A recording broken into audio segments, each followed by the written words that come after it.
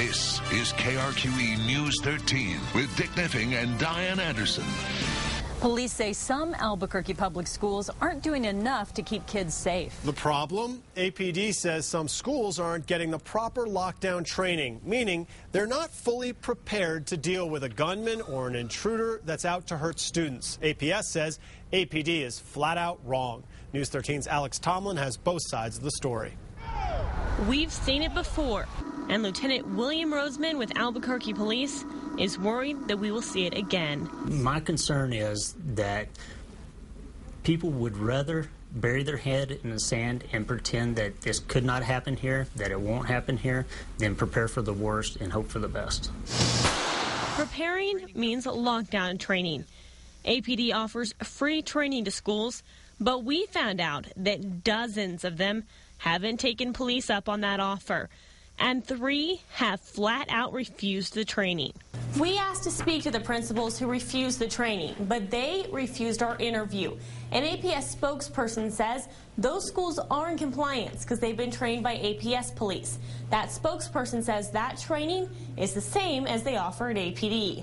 Lieutenant Roseman says it's not the same. He says when a situation does come up, APS isn't in charge. Whenever there is an emergency at the school, and when that day of disaster comes, if it is a city school, the Albuquerque Police SWAT team will be the ones responding. Lieutenant Roseman says APD training is tailored to the SWAT team's needs. He says if schools are trained differently, it could present a big problem. It's not going to be the way that the SWAT team is going to be prepared for when they come through the door. And what I mean by that is when the SWAT team comes through a door and they find the school should be in certain situations, that way they know this classroom is safe. A majority of the schools untrained are elementary schools.